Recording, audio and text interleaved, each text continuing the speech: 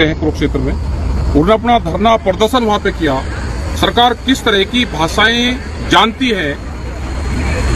हम बार बार सरकार को कहा कि एमएसपी गारंटी कानून देश में बनना चाहिए, वो कानून नहीं है, एमएसपी पर खरीद नहीं है। किसान किस तरह से अपनी बात सरकार तक कहें। वे कुरुक्षेत्र, उसके आसपास के लोग, अम्बाला जो पूरा क्षेत्र है वहां पे सूरजमुखी की खेती होती है, उसकी खरीद नहीं होगी तो देश में आंदोलन होगा। सरकारों ने जिन किसानों को गिरफ्तार किया, जिन नेताओं को गिरफ्तार किया, उनको तुरंत रिहा करें, उसकी खरीद करवाएं, नहीं तो देश में ये आंदोलन होंगे। नमस्कार दोस्तों, जनसंवाद में आपका स्वागत है। आज हो चला है 7 जून। फटाफट बड़ी अपडेट निकल के आ रही, बिग ब्रेकिंग पहली बड़ी खबर निकल के आ रही है। मणिपुर पहले बीजेपी के हाथों से निकल चुका था, अब वहीं केंद्र की भी कोशिशें हो रही हैं नाकाम। अमित शाह का दौरा हुआ पूरी तरह से फेल, 2 जवान शहीद हुए हैं। जानेंगे इसके बारे में। मणिपुर में हिंसा फिर से भड़की, अगली एक और अपडेट निकल के आ रही है। पहलवानों से जुड़ी बड़ी खबर है, आपको बताते चले। जहां अफवाह फैलाई जा रही है लगातार पहलवानों को लेकर, चाहे वो आंदोलन की बात हो या फिर नाबालिग द्वारा लगाए गए बृजभूषण पर आरोप की हो, सबको किया है निष्कासित। साक्षी मलिक का ऑडियो हुआ है वायरल, बताएंगे इसके बारे में। अगली एक और अपडेट निकल के आ रही, 9 जून को जंतर मंतर पर आंदोलन नहीं करेंगे किसान। जी हां दोस्तों, बड़ी खबर है। राकेश टिकैत पीछे हटते दिखाई दे रहे हैं, बताएंगे इसके बारे में। अगली एक और अपडेट निकल के आ रही है। ओडिशा त्रासदी यानी रेल दुर्घटना को लेकर कांग्रेस ने पूछ लिया बीजेपी से 7 सवाल, साधा है करारा निशाना। सीबीआई के जांच पर भी उठाए हैं कई बड़े सवाल। अगली एक और अपडेट निकल के आ रही है, बड़ी खबर है। एमपी विधानसभा चुनाव को लेकर सर्वे ने बढ़ाई लगातार मुसीबतें, वहीं ओवैसी भी बढ़ा रहे हैं बीजेपी की मुसीबत। जानेंगे इसके बारे में। अगली एक और अपडेट निकल के आ रही है। ओडिशा रेल हादसे मामले में सीबीआई ने दर्ज कर लिए हैं 2 एफआईआर। जानेंगे किन अधिकारियों के ऊपर दर्ज हुआ एफआईआर। सब खबरों को जानने वाले हैं एक करके विस्तार से। वहीं आपको बताते चले, ओडिशा हादसे के बाद लगातार रेल टिकटों में भी कटौती हो रही है। अगली एक और अपडेट निकल के आ रही है। घायलों से मुलाकात करने पहुंची हैं ममता बनर्जी, 31 लोग लापता बताए जा रहे हैं। सब खबरों को बाद जानेंगे विस्तार से। अगली एक और अपडेट, फिर से आतंकवादी नारे लगाए गए। जय श्री राम के दमोह में जिलाधिकारी पर फेंकी गई है स्याही, लगातार भड़काई जा रही है सांप्रदायिकता। जानेंगे इसके बारे में। अगली एक और अपडेट, सिरसा में 18 जून से लेकर 30 जून तक करने वाले हैं अमित शाह रैली, चुनावी खेज में हरियाणा को साधना चाहेंगे। वहीं हिंदू राष्ट्र को लगा करारा झटका, भड़के हैं आनंद मोहन। बीजेपी नेताओं के बीच मची है करारी फूट, 24 को चुनाव को लेकर सक्रिय है कांग्रेस सरकार। मणिपुर से बड़ी अपडेट निकल के आ रही है। एमएलए आज नहीं करने वाले हैं अमित शाह से मुलाकात। पहले बातें हुई थी, मुलाकात होनी थी 7 जून को, लेकिन मुकर गए हैं एमएलए। मणिपुर से लगातार विरोध शुरू हो चुका है अब बीजेपी का। सब खबरों को जानने वाले हैं करके विस्तार से, लेकिन उससे पहले एक छोटा सा निवेदन है, अगर आप हमारे चैनल पर नए हैं तो चैनल को कर लीजिए सब्सक्राइब, बेल आइकन जरूर दबाइएगा देश दुनिया की सभी फटाफट बड़ी अपडेट को पाने के लिए। दरअसल पहली बड़ी खबर निकल के आ रही है। मणिपुर में 3 मई से हिंसा भड़की हुई, अब तक हिंसा थमी नहीं है। वहीं अमित शाह के दौरे के बाद भी हिंसा कायम है, यानी बीजेपी के हाथों से पूरी तरह से निकल चुका है मणिपुर। वहीं बात की जाए केंद्र सरकार की, तो केंद्र के भी हाथों से मणिपुर जाता दिखाई दे रहा है, क्योंकि अब सेना के जवानों के ऊपर हमला शुरू हो चुका है। यहां तक कि जवानों की भी जाने जाना शुरू हो चुका है। अगर देखा जाए इस नए साल के शुरुआत में मणिपुर काफी अच्छे मुकाम पे था, क्योंकि देखा जाए फरवरी में G20 की बैठक हो रही है, मार्च में अंतर्राष्ट्रीय फुटबॉल खेले जा रहे हैं, इंडिया प्रेजेंट ग्रैंड फाइनल भी हो रहा है। लेकिन वहीं मणिपुर से पूरी तरह से उपद्रव फैल चुका है। 3 मई से हिंसा शुरू होती है, अब तक 90 जाने जा चुकी हैं। और बात की जाए तो 250 से ज़्यादा घर पूरी तरह से तहस नहस कर दिए हैं। अगर छुटपुट आगों की बात की जाए तो 4000 घर आग के हवाले हुए हैं। 35,000 लोग पूरी तरह से मणिपुर से पलायन कर चुके हैं। 12,000 गांवों के लोग घर छोड़ चुके हैं। यानी इन सब सांप्रदायिक हिंसा की बात की जाए या घर छोड़ने की बात की जाए, घर जलाने की बात की जाए, इस सब के पीछे केवल और केवल बीजेपी द्वारा की गई राजनीति का एक नया एजेंडा रहा है। आपको बताते चलें, जैसे जैसे चुनाव नज़दीक आता है, अब ध्यान भटकाने के लिए सांप्रदायिक हिंसा भड़काने में बीजेपी सबसे आगे रही है। लेकिन ये हिंसा बीजेपी के ऊपर ही हावी होने लगी है, क्योंकि बीजेपी जैसे शासित राज्य में हिंसा भड़के 1 महीना पूरा हो चुका है और अब भी हिंसा थमी नहीं है। यहाँ तक कि गृह मंत्री अमित शाह के जाने से भी हिंसा नहीं थमी है। जवानों के ऊपर हिंसा का अब दबदबा देखने को मिल रहा है, जाने लगी हैं जवानों के भी। और चीज़ों की बात न की जाए, महंगाइयाँ आसमान छूने लगी हैं। 250 रुपये पेट्रोल हो चुका है, 200 रुपये लीटर डीजल हो चुका है। दवाएं सरकार मुहैया नहीं करा पा रही है, यानी केंद्र सरकार भी अब तौबा बोल चुकी है। आपको बताते चले कि राष्ट्रीय असम राइफल के भी 2 जवानों को गोली लगी है, जो गंभीर रूप से घायल बताए जा रहे हैं। बीएसएफ के जवान शहीद हो चुके हैं। आप इस सब को किस नज़र से देख रहे हैं, अपनी राय कमेंट के माध्यम से जरूर बताइएगा। अगली एक और अपडेट निकल के आ रही है, पहलवानों से जुड़ी बड़ी खबर है, जहां पर लगातार पहलवानों को लेकर अफवाहें फैलाई जा रही हैं। लगातार गोदी मीडिया अफवाह वाली खबर फैला रही है कि पहलवान धरना वापस ले रहे हैं। यहां तक कि नाबालिग लड़की ने अपना बयान अपने पास ले लिया है। उन्होंने बताया कि पास्को एक्ट हट गया है, लेकिन ऐसी कोई बातें नहीं है। साक्षी मलिक ने सब कुछ साफ कह दिया। उन्होंने कहा जब तक जान रहेगी तब तक न्याय की मांग रहेगी। साथ ही साक्षी मलिक का ऑडियो हुआ है वायरल, बताएंगे उसके बारे में, लेकिन उससे पहले आपको बताते चलें जिस तरह से गोदी मीडिया अब सरकार के लिए काम कर रही है। जैसे कि पहले पहलवानों को डराया गया, धमकाया गया बृजभूषण द्वारा, लेकिन वही पहलवानों ने बृजभूषण की एक भी नहीं सुनी और बृजभूषण के खिलाफ आवाज उठाई है और आवाज अब पूरी देश में गूंजने लगी। साथ ही बृजभूषण की गिरफ्तारी की लगातार मांगे उठने लगी। लेकिन अफवाहों पर ध्यान दिया जाए तो इससे पहले भी एक दिन पहले साक्षी मलिक ने ट्वीट कर लिखा था कि इंसाफ की लड़ाई ना तो पीछे हटी थी ना तो हटने वाली है, सत्याग्रह जारी रहने वाला है। रेलवे की जिम्मेदारी के साथ साथ हम इंसाफ की मांग करते रहेंगे। इंसाफ जब तक नहीं मिलता है तब तक लड़ाई जारी रहने वाली है। लेकिन वही गोदी मीडिया मानने को तैयार नहीं है। वो लगातार अफवाह फैला रही है और जनता के नज़रिए में पहलवानों को गलत ठहराने की साजिश रची जा रही है कि पहलवान खुद ही गलत है, इसीलिए वो पीछे हट रहे हैं। लेकिन साक्षी मलिक का ऑडियो वायरल होने के बाद गोदी मीडिया के साथ साथ बृजभूषण के मुंह पर करारा तमाचा रहा है। जरा सुनिए क्या कुछ कही है साक्षी मलिक ने। जी, जिसने हमारा साथ दिया है और मैं कहूंगी साथ देते रहो, हम ये लड़ाई जरूर जीतेंगे। जी साक्षी, एक सवाल और है, ये भी है कि नाबालिग पर बार बार सवाल उठते हैं कि वो लड़की जो है नाबालिग है, वो बालिग है, उसने तो जो है एफआईआर उठा ली है, उसने बयान बदल दी, इस तरह की खबरें भी लगातार चल रही हैं। नहीं, देखो ये फेक न्यूज बताया ना, सारा दिन से इतनी फेक न्यूज चल रही थी कि हमें मेंटली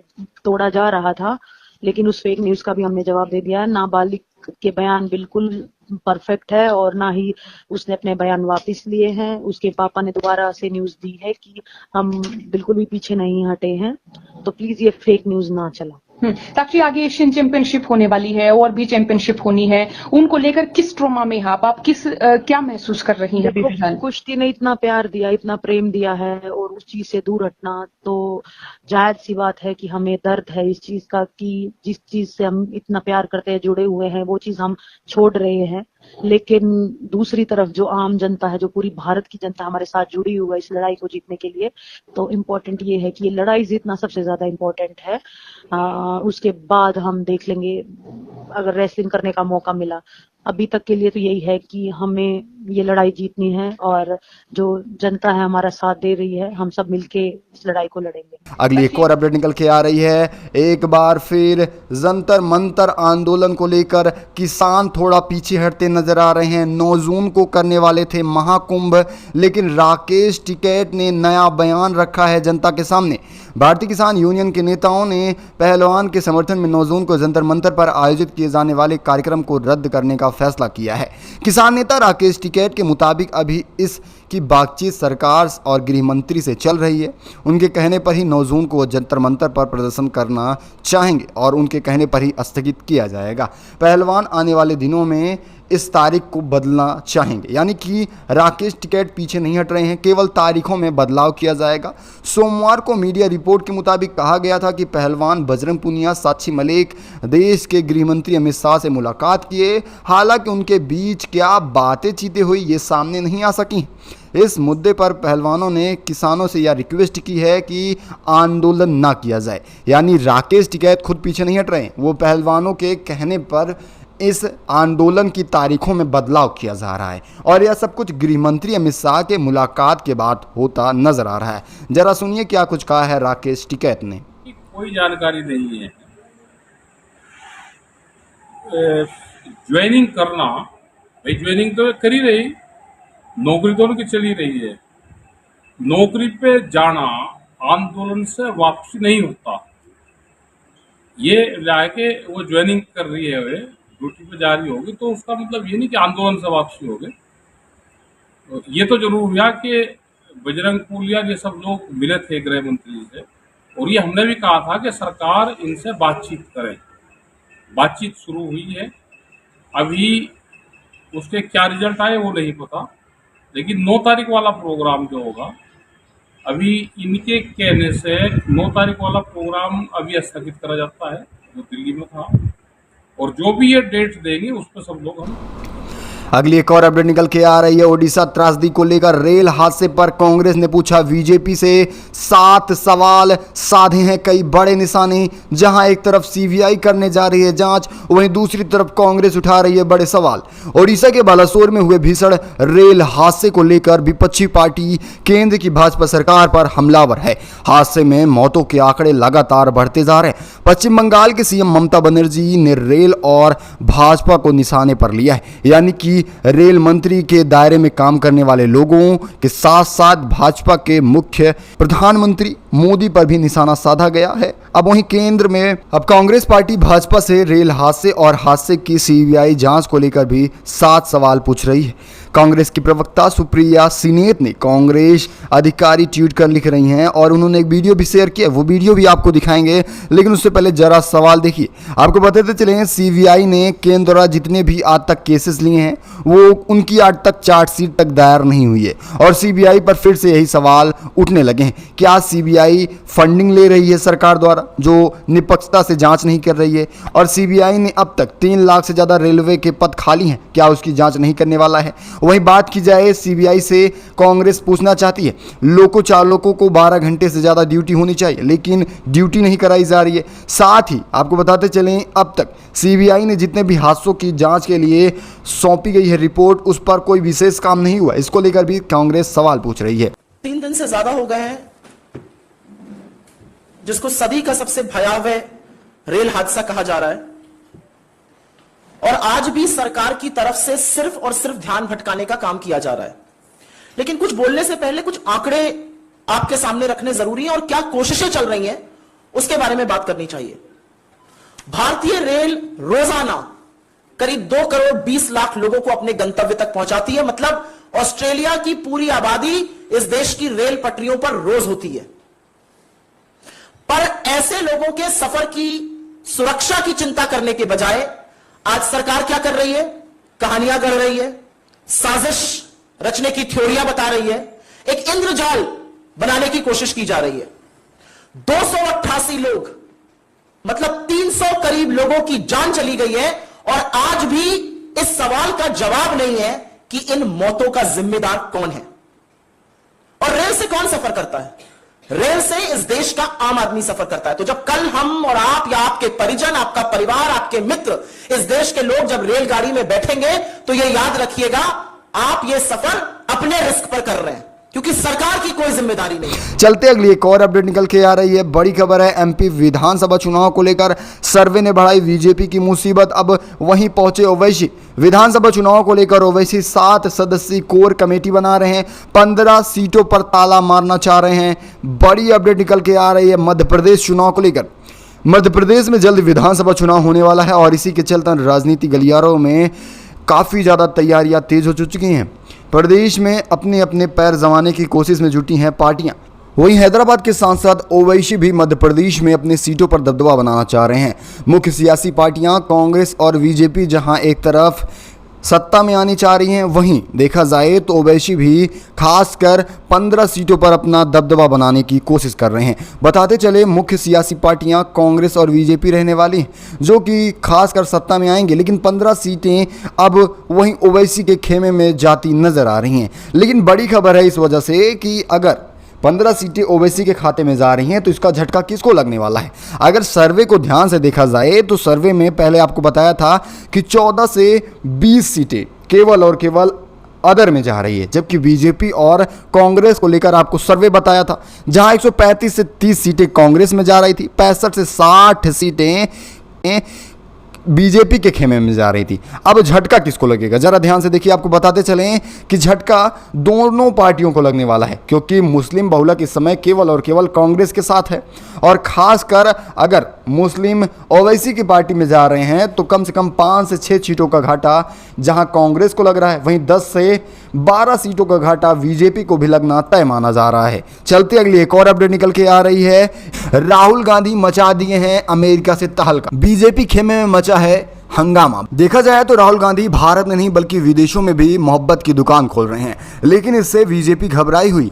अब इस पर आपको बताते चलें, जेपी नड्डा जो हैं वो पलटवार कर रहे हैं कि केवल और केवल अपनी राजनीति रोटनी सेकना चाह रहे हैं राहुल गांधी, यानी कि जो खुद कर रहे हैं वही चीज अब बीजेपी को लेकर बता रहे हैं। कांग्रेस अध्यक्ष राहुल गांधी कई मौकों पर नफरत के बाजार में मोहब्बत की दुकान की बातें करते आ रहे हैं, लेकिन अब इसी बीच एक नया बयान भारतीय जनता पार्टी के अध्यक्ष जेपी नड्डा ने भी पलटवार कर दिया है। नड्डा ने कहा, कांग्रेस ने नफरत का मेगा शॉपिंग मॉल खोल रखा है, यानी जो कि बीजेपी खुद खोल रखी है वही चीज अब वो कांग्रेस पर थोप रही है।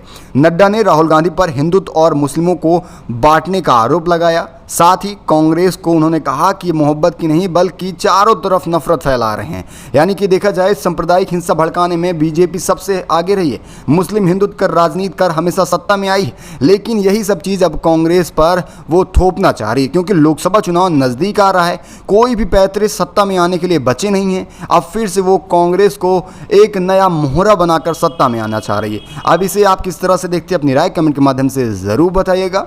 अगली एक और अपडेट निकल के आ रही है। ये बड़ी खबर है, घायलों से मुलाकात करने पहुंची हैं ममता बनर्जी। 31 लोग लापता बताए जा रहे हैं। पश्चिम बंगाल की मुख्यमंत्री ममता बनर्जी ओडिशा के बालासोर जिले में हुए ट्रेन हादसे के घायलों से मिलने पहुंच चुकी हैं और यहां से वो राजधानी भुवनेश्वर भी जाने वाली हैं। इन शहरों के भिन्न भिन्न अस्पतालों में ट्रेन हादसे से घायल लोग भर्ती हैं।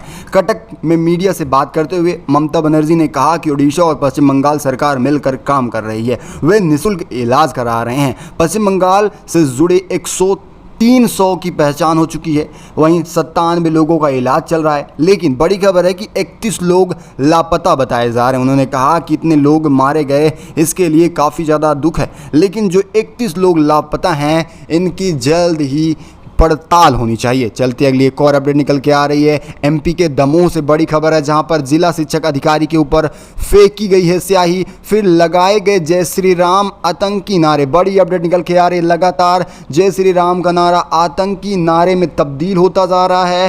पहले मर्डर के बीच अब लगातार जोर दबिश और आपत्तिजनक चीज़ों में इसके नारे लगाए जा रहे हैं। मध्य प्रदेश के दमोह जिले में मंगलवार को कुछ लोगों ने शिक्षक विभाग के एक वरिष्ठ अधिकारी पर स्याही फेंक दी, जिसके बाद जय श्री राम के नारे लगाए गए। घटना का वीडियो सोशल मीडिया पर खूब वायरल हुआ है, वीडियो भी दिखाएंगे। वहीं आपको बता दें कि शिक्षा अधिकारी अपनी सरकारी गाड़ी में बैठा था। इसी दौरान कुछ युवक आते हैं और उसके ऊपर स्याही फेंक देते हैं। घटना के बाद दमोह जिला शिक्षा अधिकारी MK मिश्रा ने ANI को बताया, मैं उनके नाम नहीं जानता हूं, लेकिन वे स्थानीय लोग हैं। वे गंगा जमुना स्कूल के मुद्दों को लेकर यानी हिजाब विवाद से पहले से नाखुश थे। यह हिंदू समुदाय द्वारा की गई एक सोची समझी साजिश रही है। दरअसल आप इस वीडियो को देखिए और अपनी राय कमेंट के माध्यम से ज़रूर दीजिएगा। इस खास बुलेटिन में बस इतना ही। अगर आपको भी लगता है राजस्थान मध्य प्रदेश में बनेगी कांग्रेस की सरकार, तो वीडियो को दिल से लाइक कर चैनल को सब्सक्राइब कर लेना। मिलेंगे आपको अगली बड़ी अपडेट में, तब तक के लिए जय हिंद जय भारत।